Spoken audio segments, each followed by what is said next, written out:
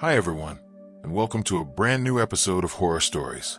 Tonight, we're diving into chilling tales that blur the line between reality and nightmare. Some of these stories come from real experiences, others from legends whispered in the dark. So grab a seat, turn down the lights, and get ready, because once the story begins, you might not want to be alone. These videos take a lot of time and dedication to create. If you want to support my efforts, the best way is to like, share, and subscribe. It really means a lot. Your support helps keep these chilling tales alive. And don't forget to comment below and let me know where you're listening from. Okay, if you're ready, let's step into tonight's terrifying stories.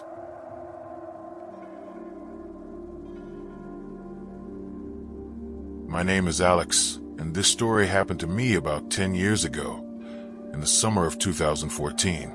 I don't tell it often, because every time I think about it, I still get that cold, heavy feeling in my chest. Even now, when I go camping, I can't help but remember that night and wonder what really happened to me. Before I begin, I want to say this. I've been camping most of my life. I grew up in Oregon, and my father used to take me and my brothers into the woods almost every summer. We would fish in the lakes, cook over the fire, and sleep under the stars. For me, the forest always felt like a safe place. I loved the smell of pine needles, the way the air felt so clean compared to the city, and the calm that settled in when the sun dipped below the mountains. By 2014, I was 24 years old, and I was doing something I had always dreamed of, traveling across the United States by myself. I had a small old SUV, a tent, and some camping gear. I wanted to experience real solitude, away from cities, away from people, just me and the open road. For most of the trip, I camped in national forests. They had primitive campsites, spots without bathrooms, electricity, or even other campers. I love that kind of isolation. I thought it would give me time to write in my travel journal and really connect with nature. But one night in northern Montana, deep in the pine forests, I found out that solitude can turn against you. That day, I had been driving since morning. The roads twisted through hills and valleys, with towering pines pressing close on both sides. My phone had lost signal hours before, and the dirt road I was following was narrow and uneven. When I finally saw the clearing on my map marked as a campsite, I felt both relief and excitement. It wasn't a proper campground, just an open space at the edge of the forest, with a fire pit made of stones and enough flat ground to set up a tent. There were no other cars, no people, just me and endless trees. The sun was still about an hour from setting. I parked my SUV near the tree line, got out, and stretched. The air smelled of resin and earth, the kind of smell that reminds you the forest has been here long before you and will remain long after. I set up my tent between two tall pines. Their trunks rose like pillars, and I thought it would be a good spot in case of wind. I unrolled my sleeping bag inside, stacked my backpack in the corner, and then walked around the clearing to get a feel for the place. The forest was quiet, too quiet. At the time, I told myself it was just the thickness of the pines, but now I know it was more than that. As the sun dipped lower, I lit a fire in the stone pit. The flames cracked and popped, casting long shadows across the clearing. I boiled some water on my small camping stove and made instant noodles, then sat on a log, eating slowly and writing in my journal. It was then that I noticed the silence. If you've spent time in the woods, you know what I mean. Forests are usually alive with sound. Frogs croak, crickets chirp, owls call out, and small animals rustle in the undergrowth. But here, it was like the entire forest had stopped breathing. No insects, no animals, nothing but the faint crackle of my fire. I remember pausing with my pen in the air, listening so hard it hurt. A heavy, almost suffocating quiet wrapped around me. And then came that feeling, the feeling of being watched. At first, I tried to ignore it. I told myself I was just paranoid, being alone in the woods. But it grew stronger. The hair on the back of my neck rose, and a cold shiver slid down my spine. I raised my eyes and scanned the tree line. At first, nothing stood out, just rows of black trunks fading into the shadows. But then my gaze stopped. Between two pines, maybe 30 feet away, was a shape. It was tall, too tall for a bush, too narrow for a tree stump, and it was standing perfectly still. My first thought was that it was a person. But who would be standing out there in the woods, in complete silence, watching me? I felt my throat go dry. Slowly, I grabbed my flashlight and pointed it toward the shape. The beam lit up bark, needles, and branches. Nothing else. The shadow was gone. I sat there for a long moment, breathing hard, telling myself it had been an illusion, a trick of the light. My eyes were tired, I was hungry, and my imagination was probably running wild. But deep down, I knew what I had seen. By 10:30 p.m., the fire had burned low, and I forced myself to crawl into my tent. I zipped it shut, climbed into my sleeping bag, and tried to convince myself I was safe. I must have drifted in and out of sleep, because the next time I opened my eyes, the forest was pitch dark. I checked my watch, 2:07 a.m. That was when I heard it. Footsteps. Not the quick, random steps of a deer or raccoon. These were slow, heavy, deliberate. My heart hammered so hard against my ribs, I thought it might burst. The footsteps circled my tent once, then twice. Each time, they came closer. I lay perfectly still, clutching the small knife I always kept beside me. My breathing was shallow, and I prayed whoever, or whatever it was, would just walk away. But then the footsteps stopped, right by my head. For what felt like minutes, there was nothing, just silence, so deep I could hear my own blood rushing in my ears. Then it came, a slow, dragging sound along the side of my tent, like a fingertip, or maybe a stick, tracing the fabric from top to bottom. I froze. Every muscle in my body locked tight. I didn't move, didn't breathe. The sound moved again, this time along the back of the tent. That was it. I couldn't take it anymore. My shaking hands unzipped the tent just an inch, enough for me to peek out with my flashlight ready. The beam cut through the dark, and there was nothing. No person, no animal. The clearing was empty, the forest still. But my stomach dropped when I looked down at the ground. The soil outside my tent was soft, covered with pine needles. And there, in the faint light, were footprints. Human footprints. Bare feet. And they circled my tent. Twice. I didn't sleep again that night. I sat upright in my tent, knife in one hand, flashlight in the other, waiting for the first light of dawn. Every sound, every creak of the trees, every shift of wind sent my nerves into overdrive. Finally, around 6 a.m., the sky turned gray and the forest filled with the sound of birds again. Only then did I feel like I could move. I packed my gear in record time. My hands were trembling, and I couldn't shake the thought of those footprints. I kept glancing at the tree line, half expecting to see the tall shadow again. When I finished loading my SUV, I took one last look around the campsite. That was when I saw it, about 50 feet down the trail, on the trunk of a pine tree. Something had been carved. It was crude, rough, but unmistakable. A single human eye, staring. I don't remember how long I stood there, staring back at it. My mind screamed at me to leave, and I finally did. I got in my SUV, started the engine, and didn't look back. For the rest of my trip, I never camped alone again. I stuck to campground with other people, even if it ruined the sense of solitude I had wanted. I told myself it was just some sick prank, maybe a hermit or a stranger messing with me. But the part that still haunts me is this: the footprints. They were bare, in a forest filled with pine needles, rocks, and sharp branches.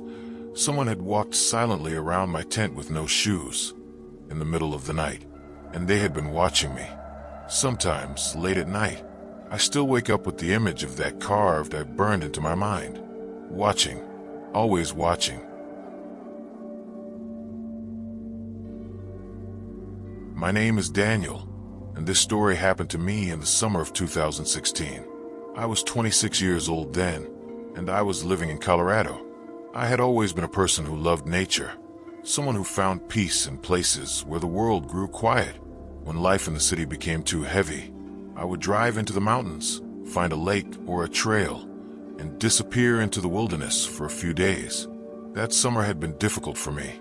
I had just left a job that drained me, and I felt like I had lost direction. I thought a camping trip would help me clear my head.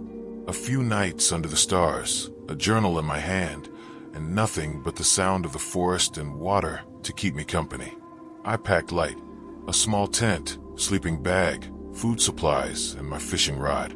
I drove west, following narrow mountain roads until my GPS lost all signal.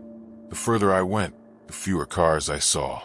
Eventually, I reached a trailhead near a lake I had read about in an old hiking guide. The book described it as a quiet, hidden place where few people went. That was exactly what I wanted. I hiked the last 2 miles with my pack on my back. The trail was rough, winding through thick trees, but eventually the forest opened, and I stood at the shore of the lake.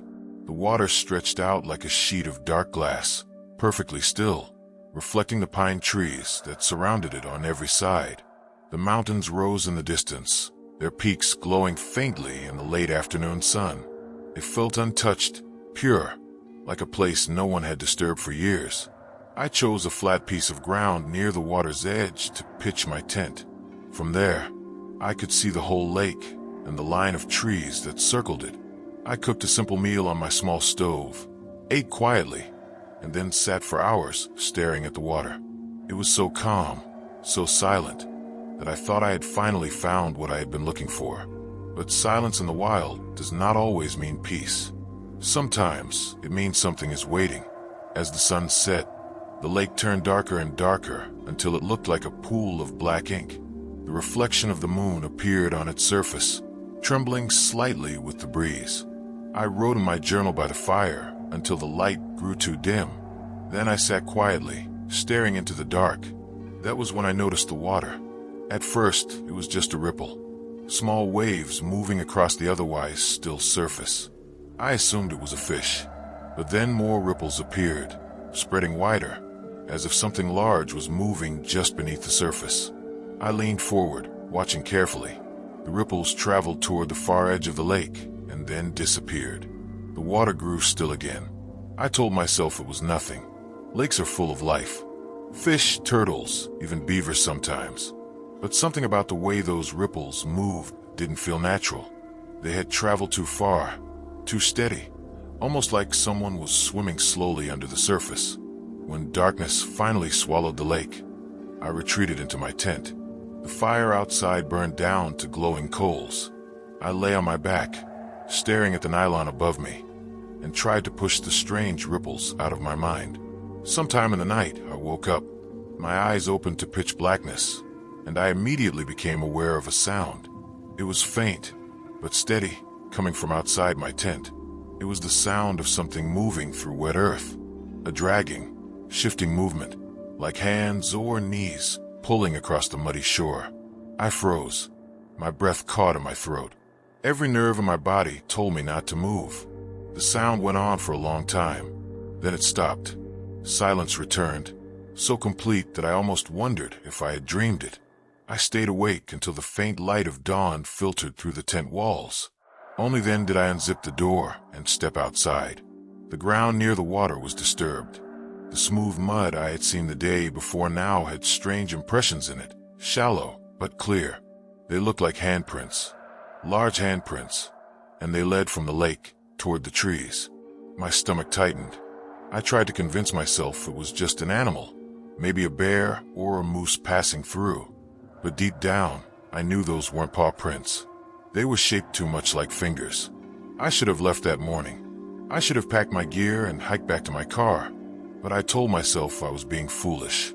I had come here for peace, for time away from everything, and I didn't want to ruin it by running away over some strange marks in the mud. So I stayed. During the day, I tried to fish, but I couldn't focus. Every time the water rippled, I found myself staring too long, watching for something beneath the surface. The lake was beautiful, but it no longer felt calm. It felt heavy, like a pair of unseen eyes were fixed on me from beneath. As night fell, I built another fire. I sat beside it for hours, too nervous to enter my tent. The moon rose high, casting silver light across the lake. The water looked almost metallic, glimmering under the stars. Then it happened again. Ripples spread across the water. This time, they were larger, much larger. They started near the middle of the lake and traveled steadily toward the shore. I stared, frozen. My fire crackled behind me, but I barely heard it. The ripples reached the shoreline, not far from my tent, and then the water grew still. I didn't see anything come out, but I felt it, that sense of being watched, of something waiting just beyond the edge of my vision. I retreated into my tent long after midnight, but sleep didn't come. Around 3 a.m., the sound returned. Something was crawling outside. I could hear the shifting of mud, the drag of limbs pulling across the ground. Slowly, it moved past my tent, pausing once, just feet away from where I lay. I held my breath, every muscle in my body rigid. Then came another sound, soft, deliberate, right against the fabric of the tent. It was the sound of something pressing down, as if a wet hand had been placed gently against the nylon wall. I didn't move. I didn't even blink. The pressure stayed for several seconds, then lifted. The crawling sound moved away, back toward the lake. When dawn arrived, I forced myself outside. The ground was wet with dew, and once again, the mud near my tent was disturbed. There were more impressions, larger now, deeper. They weren't shaped like paws. They were shaped like human hands, but longer, with fingers that seemed stretched. They led from the lake to my tent, and then back again. That was enough. I packed my gear with shaking hands. The forest felt darker than before, the lake heavier, as if the whole place was holding its breath. As I slung my backpack onto my shoulders, I made the mistake of looking back one last time. On the far shore of the lake, where the trees met the water, something moved. It was pale, almost the color of the moonlight itself. Long, thin arms reached forward as it crawled into the trees. Its body was low, too low to be standing, too long to be human. I stood there, frozen, until it vanished into the shadows. Then I turned and walked, fast and steady, down the trail. I didn't look back again.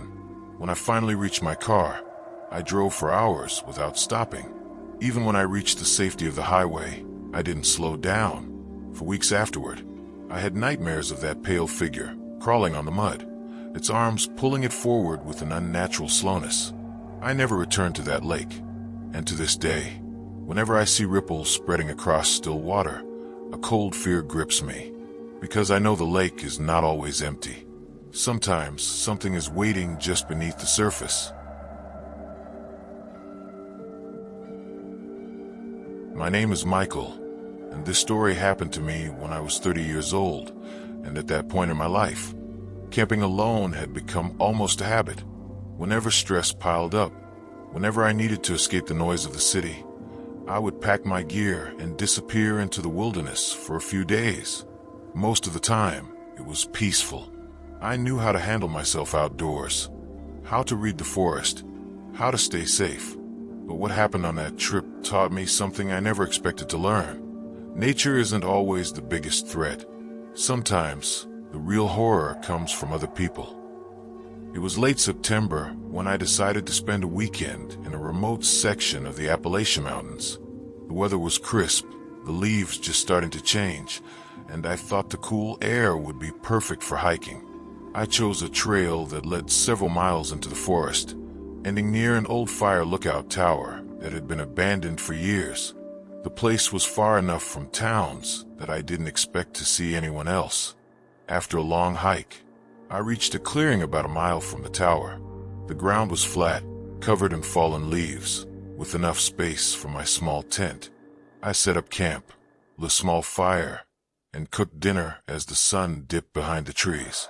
The air was cold, but the fire kept me warm. As darkness spread across the forest, I felt that usual calm settle in. The kind of calm you only feel when you're miles away from the nearest road. I sat with my back against a log, watching the stars appear through the branches above. It should have been just another peaceful night. But then I noticed something strange. Around midnight, after the fire had burned low, I lay inside my tent. The forest was quiet, only the faint rustle of leaves overhead. My eyes were heavy, but I was not fully asleep when a tiny glow appeared in the distance. It was faint at first, but steady. A small red dot, flickering slightly. It took me a moment to realize what it was. The tip of a cigarette. Someone was standing in the trees, smoking, watching my camp. My chest tightened. I froze in my sleeping bag, staring through the thin fabric of my tent at that glowing dot. It didn't move closer, but it didn't go away either. Whoever it was just stood there, in the dark, for what felt like an eternity. Eventually, the glow faded, as if the cigarette had been dropped or crushed. Then the darkness swallowed everything again. I stayed awake the rest of the night, every muscle tense, waiting for footsteps, waiting for movement. But none came. When the gray light of morning broke, I stepped outside. The forest looked calm again, untouched. But about 30 feet away, in the leaves near the trees, I saw a crushed cigarette butt. It was fresh. Someone had been there, watching. I should have packed up and left right then, but I told myself it was nothing more than a hunter, or maybe another camper passing through. I forced myself to believe I was being paranoid. I spent the day hiking to the old fire lookout tower. The structure was weathered and broken, its wood rotting, but the view was incredible. You could see the endless stretch of forest rolling like waves. I sat there for an hour, eating lunch, and then hiked back down to camp. When I returned, something felt wrong immediately. My tent flap was unzipped. I knew I had zipped it shut when I left. My backpack, which I had left inside, was lying on the ground outside the tent. Its contents were scattered. My food bag was untouched, my water bottles still there. But my journal, the one I always carried to write in, was lying open on the ground. The pages had been flipped through. Someone had read it. My skin prickled. This wasn't an animal. Someone had been inside my tent. That evening, I built my fire larger than usual, hoping the light would keep me calm. But the forest felt different. Every shift of the wind, every crunch of leaves, made me feel watched. When I finally retreated into my tent, I kept my knife close. My body refused to relax. Hours passed. Then, sometime deep in the night, I heard it. Footsteps. They were slow, careful, moving through the leaves around my camp. Whoever it was circled my tent more than once. I could hear their breathing, low and steady, as if they were trying not to be heard. At one point, the footsteps stopped just inches from where my head lay against the nylon. I held my breath, eyes wide, gripping the knife in my hand so tight my knuckles ached. Then I heard it, the faint scrape of metal against metal. Someone was trying to open the zipper of my tent. I reacted instantly. I sat up, slammed my hand against the tent wall, and shouted as loud as I could. The footsteps retreated fast, crashing through the leaves. The forest fell silent again. I didn't sleep at all after that. When morning came, I packed my gear quickly, heart pounding. I wanted nothing more than to get back to my car. As I shouldered my pack, I glanced toward the trees and froze. There, carved into the bark of a tree near my camp, were 3 letters. Crude, rough, but clear run. My stomach twisted. I walked quickly toward the trail, but as I moved, I noticed something else. On the ground, leading away from my camp, were footprints. They weren't mine. They were larger, boot prints, pressed deep into the soil. And they didn't lead back toward the trailhead. They led deeper into the forest. Someone had been out there, watching me. When I finally reached my car, I drove straight into the nearest small town. I went to the sheriff's office and told them everything. The officer listened quietly, then told me something that still chills me. About 2 weeks before, a prisoner had escaped from a transport van not far from that area. They had been searching for him, but the forest made it difficult. The sheriff never said for certain that it was connected, but the footprints, the cigarette, the carved word, the attempt to open my tent, It all fits too well. I've thought about it countless times since. If I hadn't woken up when I did, if I hadn't scared him off, maybe I wouldn't be here telling this story. That camping trip was the last time I ever went into the woods alone, because now I know, with absolute certainty, that the real monsters out there aren't always animals or spirits. Sometimes the scariest thing you can meet in the forest is another human being.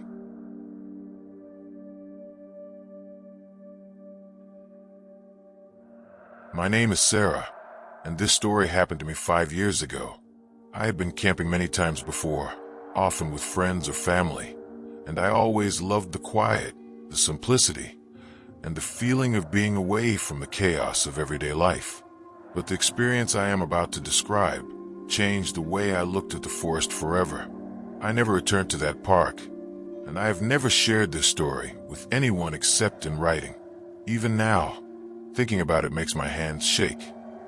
It was late summer, and a group of us decided to go on a 3-day camping trip in Green Mountain National Park. There were 6 of us in total: myself, my cousin Emma, 2 close friends from college, and 2 people I had just met online through a hiking forum. Everyone seemed responsible, friendly, and experienced with camping, which made me feel comfortable. We had planned to hike deep into a remote section of the park, far from any official campsites, to enjoy complete solitude. The drive to the park was uneventful. The roads were winding and narrow, flanked by tall pines and oaks. By mid-afternoon, we parked at the trailhead and started our hike with full backpacks. The trail was well marked at first, but quickly narrowed as we entered dense forest. Sunlight filtered through the leaves, casting dappled patterns on the ground.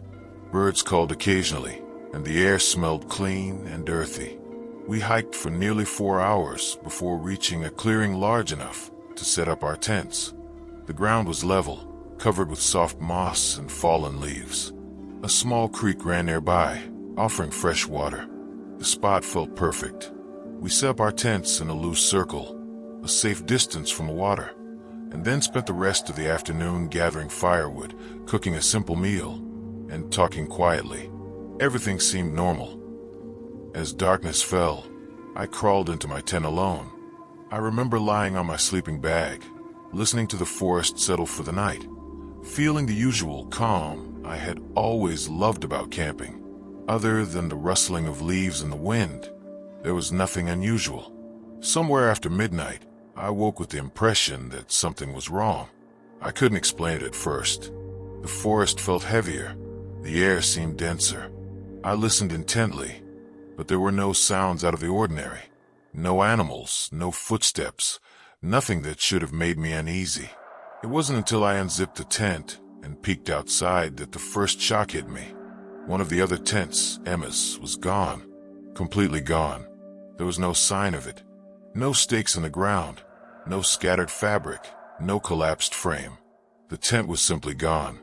I blinked, thinking I must be dreaming. Maybe I had misremembered setting it up, but no. I remembered clearly. Emma had been laughing with me earlier, arranging her sleeping bag inside. I stepped out of my tent, heart pounding, and looked around. The clearing was empty except for the faint glow of my own campfire, and the other 4 tents were intact. I called Emma's name softly. No response. I walked to where her tent had been. The grass was slightly flattened as if someone had knelt there recently, but the marks ended abruptly. There was nothing beyond them. I tried to reason with myself. Maybe she had wandered off. Maybe she had gone to the creek and forgotten to tell us. But the creek was only a short distance from our tents, and I could see the water from my position. No sign of movement. I woke the others immediately. My voice was tense, urgent. We all searched the area carefully, calling Emma's name over and over. We walked through the trees around the clearing, checked along the creek, even climbed a small ridge nearby. There was no sign of her, nothing that indicated she had walked into the forest. No footprints, no disturbed vegetation, nothing. At first, we tried to convince ourselves it was a joke or some mistake. Maybe she had gone ahead on the trail and we hadn't noticed. But deep down, I felt the first gnawing fear. Something was wrong. Something was very wrong. We decided to sleep in shifts for the rest of the night, but the usual comfort of firelight and the circle of friends felt hollow. Every shadow seemed too deep, every rustle too deliberate.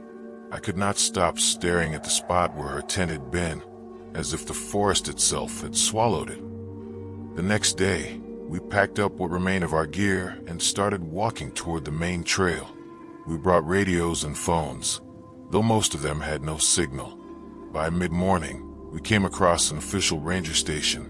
When we reported the disappearance, the rangers took notes and promised to send a search team, but the strangeness continued.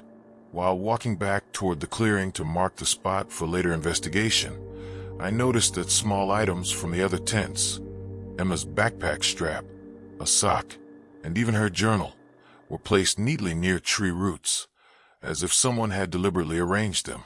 Nothing else was disturbed. It looked like the forest itself had decided what to leave and what to hide. The rangers searched for hours, but found nothing. They said the park was vast, dense, and difficult to search thoroughly, and without a trail, without footprints, there was little they could do. They advised the rest of us to leave the area. Weeks later, I learned that other campers had reported strange vanishings in the same area over the past decade. People had gone into the forest for a day or two and simply never returned.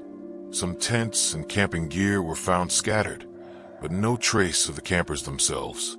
The more I read, the more it became clear. Something about that clearing, that specific section of the forest, was inexplicably dangerous. Not animals, not criminals, just something in the way the forest swallowed people whole. The psychological impact was profound. I began to question my memory of that night. Did I really see the tent vanish? Did I imagine the neatly placed items? Or was it a real, inexplicable event? The fear stayed with me for months, coloring every thought I had about camping, forests, and isolation. Even now, I cannot return to that park, and when I see camping gear in stores, I feel a tightening in my chest and a subtle dread, remembering the night when someone I knew simply disappeared, leaving no trace behind. I never found Emma. I never saw her again. The park authorities eventually closed the trail for safety, but it remains open in theory, and people still hike there, unaware of the stories that circulate quietly among locals and online forums. I am not sure what happened that night. I do not know if it was supernatural, psychological, or simply a freak, horrifying accident. But I know one thing. The forest that took her is not like other forests. It is patient, silent, and it can erase people without leaving a trace. And I know that for the rest of my life, I will never be able to forget the empty spot where our tent had stood.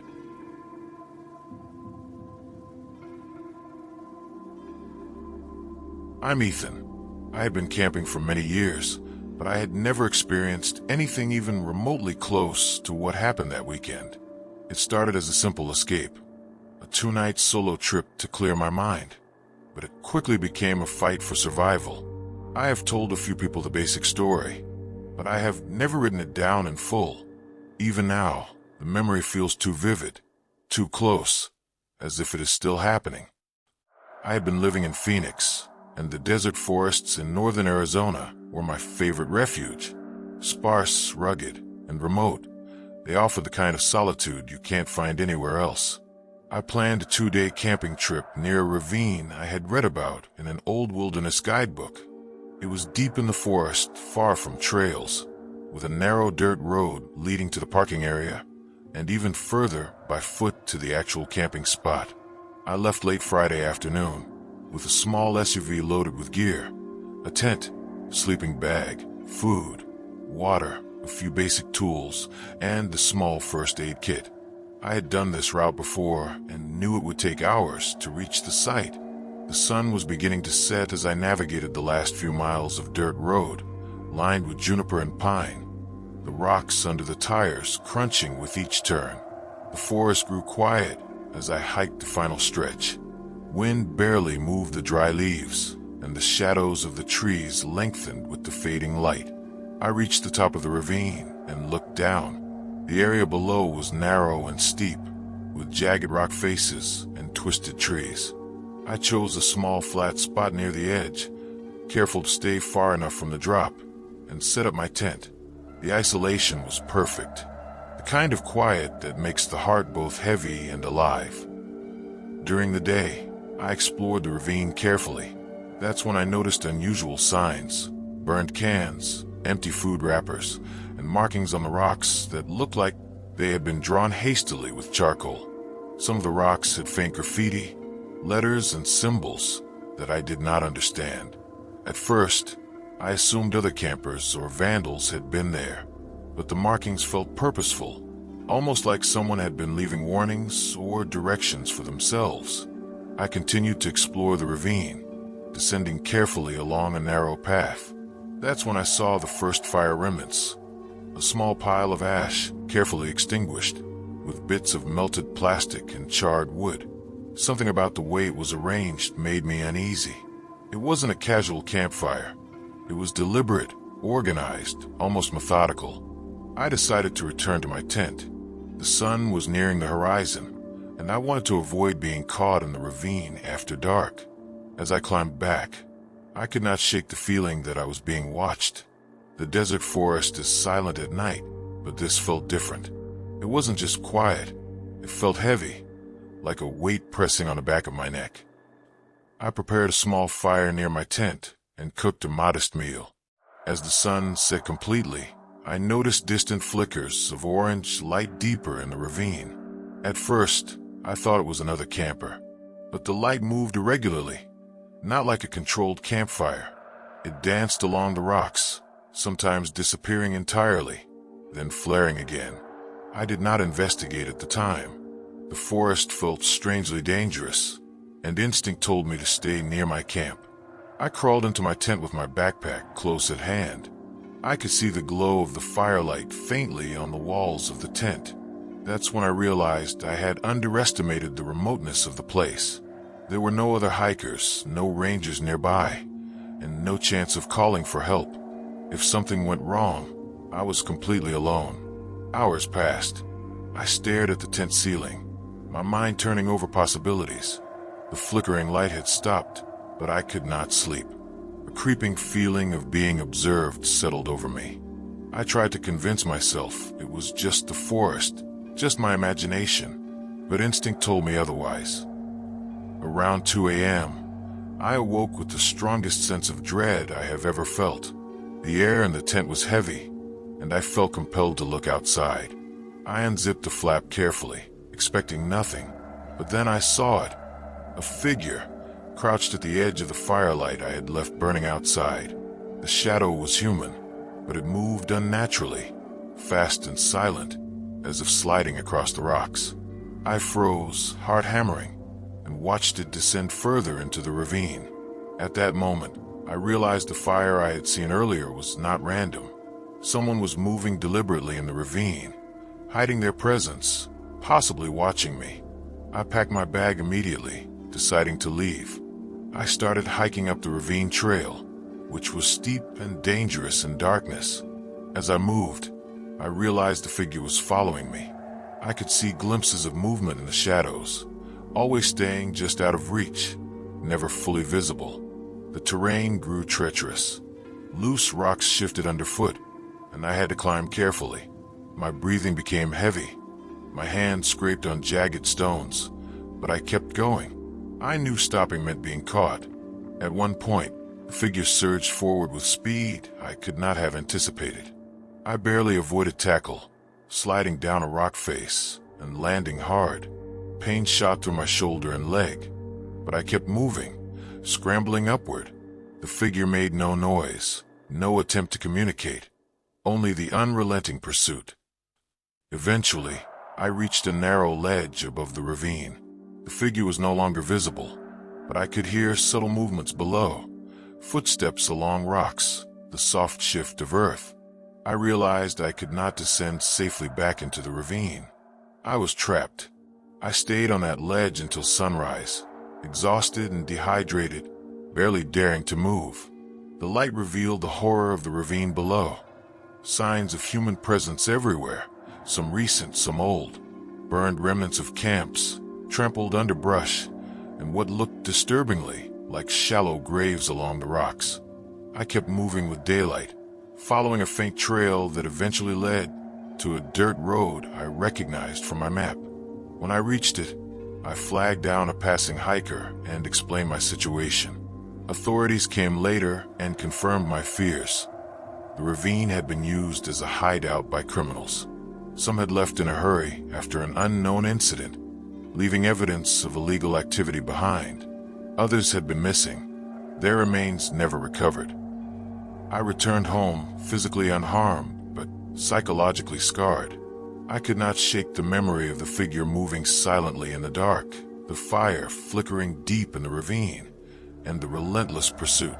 Every time I close my eyes, I see the jagged cliffs, the burn marks, the footprints leading nowhere.